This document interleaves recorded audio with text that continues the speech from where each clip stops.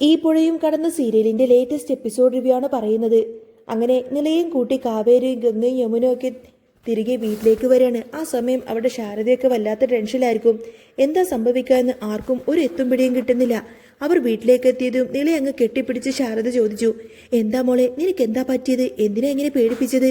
അന്നേരം നില ആശ്വസിപ്പിച്ചു, എനിക്കൊരു കുഴപ്പമില്ല അമ്മേ, അമ്മ ഇങ്ങനെ പേടിക്കണ്ട, എനിക്കൊന്ന് തല ഇറങ്ങി വീണെന്ന് അത്രേ മാത്രമേ ഉള്ളൂ. യമുന പറഞ്ഞു, അമ്മേ ഞാൻ ശരിക്കും പേടിച്ചു പോയി. ശാരദക്ക് ദേഷ്യവും സങ്കടവും വന്നു. എന്നിട്ട് എന്താണ് നീ എന്നൊന്ന് വിളിക്കാതിരുന്നത്? ഒരു വാക്കെങ്കിലും പറയാമായിരുന്നില്ലേ? അതിന് നില മറുപടി കൊടുത്തു, ഞാൻ വിളിച്ച അമ്മ വെറുതെ ടെൻഷൻ അടിക്കില്ലേ എന്ന് കരുതിയിട്ടാ വിളിക്കാതിരുന്നത്. ഈ സമയം സുജാതയും ഗീതയും അങ്ങോട്ടേക്ക് വരുന്നുണ്ട്. സുജാത വന്ന് പുച്ഛത്തോട് ചോദിച്ചു, ഇവൾക്കിപ്പോ എന്ത് പറ്റിയെന്നാ പറഞ്ഞത്? ഇതൊക്കെ വെറുതെ അവളുടെ ഓരോ അടവും അഭ്യാസവുമല്ലേ? ഹോസ്പിറ്റലിൽ കൊണ്ടുപോയി വെറുതെ പൈസ കളയാൻ വേണ്ടി വേറൊരു പണിയുമില്ലല്ലോ. ഇത് കേട്ടപ്പോൾ ശാരദക്ക് സഹിച്ചില്ല. ദേ സുജാതെ, വെറുതെ എന്റെ മക്കളെ കുറ്റപ്പെടുത്തൊന്നും വേണ്ട. അവൾക്ക് അങ്ങനെ അഭിനയിക്കേണ്ട ഒരു കാര്യവുമില്ല. കാവേരി ഇടയിൽ കയറി പറഞ്ഞു, ഡീഹൈഡ്രേഷനും ആഹാരത്തിന്റെ കുറവുമാണെന്നാ ഡോക്ടർ പറഞ്ഞത്. സുജാത വീണ്ടും പരിഹരിച്ചു, പിന്നെ ഇവിടെ ഇവൾക്ക് ആഹാരത്തിന് എന്ത് കുറവാ ഉള്ളത്? എല്ലാവർക്കും കൊടുക്കുന്നത് തന്നെയല്ലേ ഇവൾക്കും കൊടുക്കുന്നത്. ഓ, ഇതൊക്കെ ഇവിടെയേ പറ്റുള്ളൂ. ഇത് ഗൾഫുകാരന്റെ വീടൊന്നുമല്ല, വെറും കൂലിപ്പണിക്കാരന്റെ വീടാണ്, അറിയാലോ. എന്റെ മോൻ കഷ്ടപ്പെട്ട് മിഷീൻ ചവിട്ടി ഉണ്ടാക്കുന്ന പൈസ ദൂർത്തെറിച്ച് കളയാനുള്ളതൊന്നുമല്ല. ഞാനെന്തിനാ ഇവിടെ കുറവ് വരുത്തുന്നത്? 3 നേരവും നല്ല ആഹാരം തരുന്നില്ലേ? ഗീതയും വിട്ടുകൊടുത്തില്ല. അമ്മക്ക് ഇത് തന്നെ കിട്ടണം. എത്രയൊക്കെ ചെയ്താലും കണ്ടില്ലേ പറഞ്ഞത്? ശാരദ പറഞ്ഞു, സുജാതെ, അവൾ അങ്ങനെയൊന്നും പറഞ്ഞില്ലല്ലോ. ഡോക്ടർ പറഞ്ഞ കാര്യം കാവേരി പറഞ്ഞതേ ഉള്ളൂ.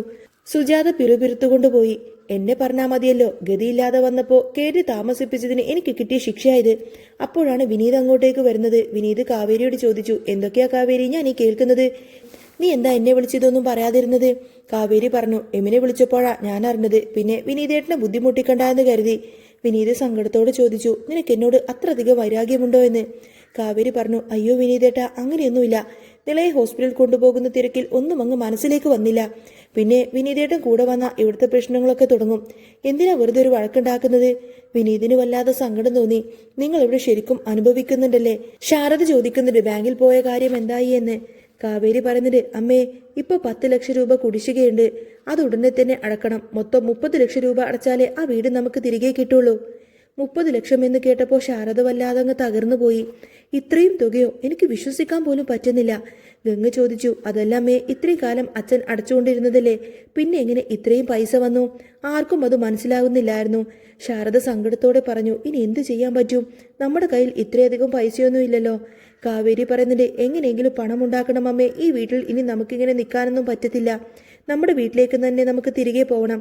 ശാരദ തന്റെ ആഭരണങ്ങളെല്ലാം ഊരിക്കൊടുക്കാനൊക്കെ തയ്യാറായി. എന്റെ കയ്യിലും കഴുത്തിലും ഉള്ളത് ഇത്രയൊക്കെ ഉള്ളൂ. ഇത് വിറ്റോ പണയം വെച്ചോ എന്തെങ്കിലും ചെയ്യേ.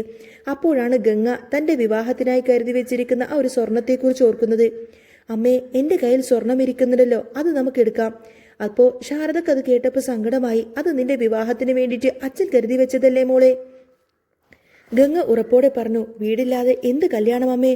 തെരുവിൽ വെച്ച് കല്യാണം നടത്താനൊന്നും പറ്റില്ലല്ലോ. ആദ്യം വീട് തിരിച്ചു പിടിക്കാം. അങ്ങനെ അവർ ഗംഗയുടെ സ്വർണമെല്ലാം തന്നെ എടുത്തു. അച്ഛൻ ആഗ്രഹിച്ച് വാങ്ങിക്കൊടുത്ത ആഭരണങ്ങളാണെങ്കിലും വീട് രക്ഷിക്കാൻ അത് കൊടുക്കാൻ അവർ തീരുമാനിച്ചു. വിനീത് കൂടെ വരാമെന്ന് പറഞ്ഞുവെങ്കിലും കാവേരിയും ഗംഗയും കൂടി ബാങ്കിലേക്ക് പോയി. ശാരദയും രാധാമയും വല്ലാതെ ആശങ്കയിലായിരുന്നു. ബാങ്കിൽ ചെന്നപ്പോൾ അവർക്കൊരു തിരിച്ചടി കിട്ടി.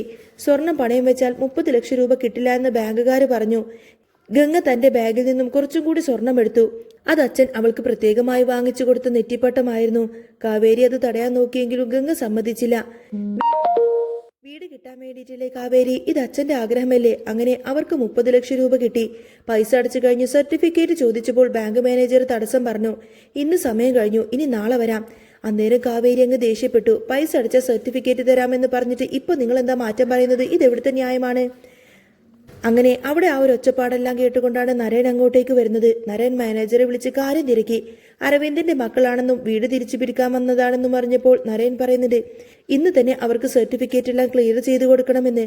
അവരുടെ അച്ഛനുണ്ടാക്കിയ ഈ വീട്ടിൽ നിന്ന് വൈകുന്നേരം അവർക്ക് അന്തി ഉറങ്ങണം. മാനേജർ ചോദിക്കുന്നത്, സാറെന്തിനാ ഇതിൽ ഇത്ര താല്പര്യം കാണിക്കുന്നത് എന്ന്. നരേൻ ഗൗരവത്തിൽ പറഞ്ഞു, എനിക്കും ഒരച്ഛനുണ്ടായിരുന്നു. ഞാനും ഒരച്ഛന്റെ മോനാണ്. അതുകൊണ്ട് പറഞ്ഞതങ്ങ് കേട്ടാ മതി. നരേൻ പറഞ്ഞത് മാനേജർക്ക് അനുസരിക്കാതിരിക്കാൻ പറ്റില്ല. സർട്ടിഫിക്കറ്റ് കിട്ടിയ സന്തോഷത്തിൽ കാവേരി ഗംഗയെ അങ്ങ് കെട്ടിപ്പിടിച്ചു. നരനോട് നന്ദി പറയാൻ നോക്കിയെങ്കിലും അയാൾ കാറിൽ വേഗം തന്നെ പോയി കഴിഞ്ഞിരുന്നു. എന്തായാലും അവർ ആ വീടങ്ങ് തിരിച്ചു പിടിക്കുകയാണെന്ന് മാത്രമല്ല ജയബാ ജയബാലന്റെ എല്ലാവിധ കള്ളങ്ങളും പൊളിയാൻ പോകുന്ന നിമിഷങ്ങളാണ് കേട്ടോ ഇനി വരാൻ പോകുന്നത്. അങ്ങനെ സർട്ടിഫിക്കറ്റ് ഒക്കെ കയ്യിൽ പിടിച്ച് കാവേരി ഗംഗയെ ബാഗിന്റെ പുറത്തേക്ക് ഇറങ്ങി. കാവേരിയുടെ കണ്ണുകളിൽ ഒരു വാശി ജയിച്ചതിന്റെ തിളക്കമുണ്ടായിരുന്നു. ഗംഗേച്ചി, നമ്മളിത് സാധിച്ചു. അച്ഛനുണ്ടാക്കിയ മണ്ണിൽ ഇന്ന് നമ്മൾ അന്തിയുറങ്ങും. ഗംഗയുടെ മനസ്സിൽ പക്ഷേ ഒരു വിങ്ങലായിരുന്നു. തന്റെ വിവാഹത്തിനായി അച്ഛൻ ഓരോ പണത്തൂക്കമായി കരുതി വെച്ച ആ സ്വർണമെല്ലാം തന്നെ പണയത്തിലാക്കപ്പെട്ടിരിക്കുകയാണെന്നോർത്തപ്പോൾ അവൾക്ക് കരച്ചിൽ വന്നു. എങ്കിലും അനിയത്തിമാരുടെ സുരക്ഷിതത്വം ഓർത്തപ്പോൾ അവൾ സങ്കടം ഉള്ളിലൊതുക്കി. നേരെ അവർ ചെന്നത് ജയപാലന്റെ വീട്ടിലേക്കാണ്. ആ വീട്ടിലേക്ക് കയറി പറ്റാൻ വഴി നോക്കി ഇരിക്കുമായിരുന്നു ജയപാലൻ. അയാൾ അപ്പോഴും കരുതിയിരുന്നത് ഇവർക്ക് പൈസ ഒപ്പിക്കാൻ കഴിയില്ല എന്നാണ്. കാവേരി ബാങ്കിലെ രേഖകൾ അയാളുടെ മുന്നിലേക്ക് അങ്ങ് നീട്ടി. ദാ നോക്കിക്കോ, ഇത് ഞങ്ങളുടെ അച്ഛൻ ഉണ്ടാക്കി തന്ന വീടിന്റെ ആധാരമാണ്. ഇനി ഈ പടി കടന്ന് അകത്തേക്ക് വരാനൊന്നും നോക്കണ്ട. ജയപാലൻ അങ്ങ് ഞെട്ടിപ്പോയി. ഇത്രയും തുക തനിക്ക് എവിടെ നിന്നും കിട്ടി? അയാളൊന്ന് പരുങ്ങിക്കൊണ്ട് ചോദിച്ചു. അതൊക്കെ ഞങ്ങളുടെ അച്ഛൻ ഞങ്ങൾക്ക് തന്ന കരുത്താണ്. ഇനി ഏതായാലും ഞങ്ങൾക്ക് ഞങ്ങളുടെ വീട്ടിൽ തന്നെ അന്തിയുറങ്ങാം. കാവേരിയുടെ ആ ഒരു ശബ്ദം കേട്ടപ്പോൾ ജയപാലൻ പിന്നെ അവിടെ നിൽക്കാൻ പോലും കഴിഞ്ഞില്ല. അയാൾ മനസ്സിൽ പിറുപിറുത്തുകൊണ്ട് തന്നെ അവരെ നോക്കി ചിരിച്ചുകൊണ്ട് പടിയിറങ്ങി. വൈകുന്നേരമായപ്പോഴേക്കും ശാരദയും നിലയും യമുനയൊക്കെ വീട്ടിൽ നിന്നും സാധനങ്ങളുമായിട്ട് ഇറങ്ങി. സുജാത ഉമ്മറത്തിൽ നിന്ന് തന്നെ ആ ഒരു പരിഹാസ ചിരി മാറ്റാതെ നോക്കി നിന്നു. ഇത്രയും പൈസ അടച്ച സ്ഥിതിക്ക് ഇനി പട്ടിണിയായിരിക്കും വിധി. സുജാത പിറുപിറുത്തു. ശാരദ ഒന്നും വേണ്ടിയില്ല. അവർ തന്റെ മക്കളുടെ കൂടെ സ്വന്തം വീട്ടിലേക്ക് പടിവാതിൽക്കലെത്തി. കാവേരി ആ പഴയ വാതിൽ തുറന്നു. വീടിനുള്ളിൽ അച്ഛന്റെ മണം ഇപ്പോഴും ഉള്ളതുപോലെ അവൾക്ക് തോന്നി. എല്ലാവരും ചേർന്നു കൊടുത്തന്നെ ഇത്രയും ദിവസം അടച്ചിട്ട ആ ഒരു വീടൊക്കെ തൂത്തുവാരി വൃത്തിയാക്കി. അന്ന് രാത്രി അവർ അടുപ്പിൽ തീ കൂട്ടി കഞ്ഞിയും പയറും ഉണ്ടാക്കി എല്ലാവരും ഒരേ ഇലയിൽ തന്നെ കഴിച്ചു. നരയൻ തന്റെ കാറിനുള്ളിലിരുന്ന് ആ ഒരു വീടിന്റെ ജനാൽക്കൽ തെളിയുന്ന ആ ഒരു വിളക്കിന്റെ വെളിച്ചം ദൂരെ നോക്കി നിൽക്കുന്നുണ്ടായിരുന്നു. അയാൾക്കൊരു ആശ്വാസം തോന്നി. കാവേരിക്ക് അയാളോട് നന്ദി പറയണമെന്നുണ്ടായിരുന്നു. പക്ഷേ അയാൾ ആരാണെന്നോ എന്തിനു വേണ്ടിയിട്ടാണ് തന്നെ സഹായിച്ചത് എന്ന് ഇപ്പോഴും ഒരു നിശ്ചയവുമില്ല.